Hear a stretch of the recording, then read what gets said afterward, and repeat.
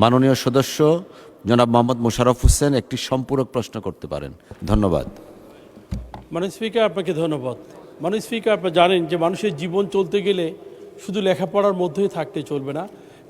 লেখাপড়ার পাশাপাশি শিল্প, সংস্কৃতি এবং বিভিন্ন বিষয়ের সঙ্গে আমরা তো একটা পর্যায়ে চলে এসেছি, কিন্তু আমাদের আগামীর প্রজন্ম যারা বিভিন্ন অনলাইন মিডিয়া থেকে শুরু করে বিভিন্ন নেটিংয়ের সঙ্গে যুক্ত হয়েছে, তাদেরকে রক্ষার জন্য মাননীয় স্পিকার আমরা যদি ভালো কোনো উদ্যোগ গ্রহণ করি তাহলে কিন্তু আমরা বেঁচে যাব মাননীয় স্পিকার। তাছাড়া এই সন্তানগুলো কিন্তু ঘরে বসে থেকে তাদের জীবন এবং জীবিকা যেভাবে চালানোর চেষ্টা করছে, পরিবারের জন্য হেডেক হয়ে যাচ্ছে।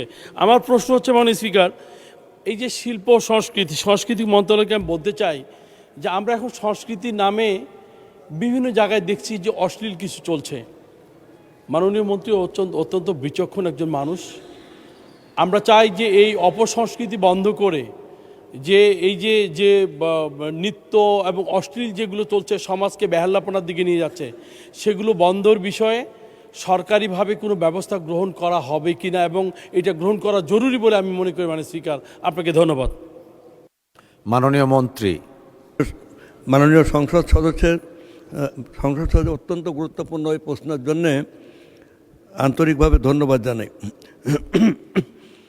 আমরা যে অপসংস্কৃতি, জীবন বিমুখ, সংগ্রাম বিমুখ, শৃঙ্গার রসাত্মক, যৌন আবেদনমূলক এই যে অশ্লীল যে এগুলো সংস্কৃতি, এটা আমাদের সৃষ্টি করা না।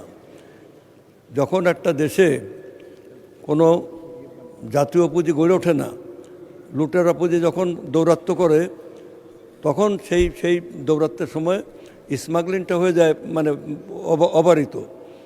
যদি স্মাগলিং করে লাভ হয়, ইন্ডেন্টি করে লাভ হয়, তাহলে why they will go for production. আমি বলছি যে শিল্পপতিদের কথা। এবং লুটপাটের অর্থ দিয়ে যা ইচ্ছে তাই করা যায়। এভাবে শিল্প, সংস্কৃতি, আইন ব্যবস্থা, শিক্ষা ব্যবস্থা সব কিছু ধ্বংসস্তূপের উপর এসে আমরা যখন এসছি, আমরা পরিবর্তনের চেষ্টা করছি। পরিবর্তনের চেষ্টা ব্যাপকভাবে করা হচ্ছে। মাননীয় সংসদ সদস্য প্রশ্ন করেন আমাদের আগামী প্রজন্মের জন্যে। আমরা আগামী 19 তারিখ থেকেই সারা বাংলাদেশের প্রত্যেকটা প্রাইমারি স্কুলে, হাই স্কুলে, তারপরে